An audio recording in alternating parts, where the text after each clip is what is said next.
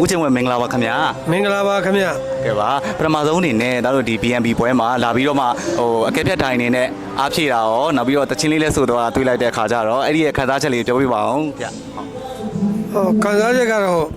အနုပညာသမားဆိုတော့လေ ကဲပါ အနုပညာလုပ်နေရရင်ပြောတာပေါ့ဒါပါပဲ ဟုတ်ကဲ့ပါဗျဟုတ်ကဲ့ဟုတ်ပြီးတော့ခါကျတော့ကျွန်တော်တို့ဒီအခုBNB ဘာအနေနဲ့ပေါ့နော်ဒီအဆောင်နိုင်အတွက်ပြိုင်ပွဲလေးကျင်းပတဲ့အပေါ်ရောဦးရဲ့အမြင်လေးကိုတစ်ချက်ပြောပြပါအောင်ခင်ဗျ ကောင်းတယ်ကျွန်တော်တို့နိုင်ငံမှာအနုပညာကိုချစ်မြတ်နိုးတဲ့လူတွေများတာ ဟုတ်ကဲ့ နောက်ပြီးတကယ်တော်မဲ့ကလေးတွေပေါ့ရွက်ပုံးသီးလေးတွေဆွဲထုတ်တာပေါ့ ဟုတ်ကဲ့ပါ အဲ့ဒီအတွက်ကောင်းတယ်ရွက်ပုံးသီးတွေအများကြီးပဲကျွန်တော်ဒိုင်နာလုပ်နေရတယ်လေဟိုနင်းပေါ့ ဟုတ်ကဲ့ သူရင်ကိုရင် level တွေသွားနေ level သွားတော့လေဘလူးပေးရမှတော့မသိဘူးကောင်းတဲ့ကလေးတွေများတယ် ဟုတ်ကဲ့ပါ တီးတန့်ချုံမိထွက်လာတဲ့ဟာလည်းရှိတယ် ဟုတ်ကဲ့ပါ နှစ်ယောက်သုံးယောက်လောက်ရှိမယ် တွေ့ထား ချုံမိထွက်တွေ့ထားတယ်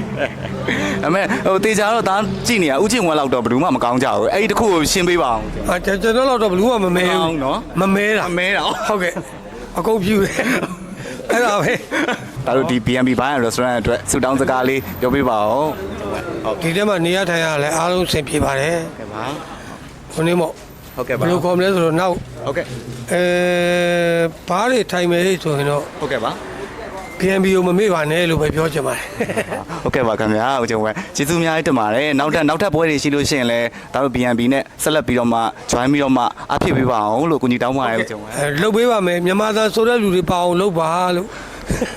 ဟုတ်ကဲ့ပါဦးကျော်ဝဲပြောပေးမယ်နော် BNB ဟုတ်ကဲ့ပါဟုတ်ကျေးဇူးအများကြီးတင်ပါတယ် ဟုတ်ကဲ့ပါခင်ဗျာကျေးဇူးပါ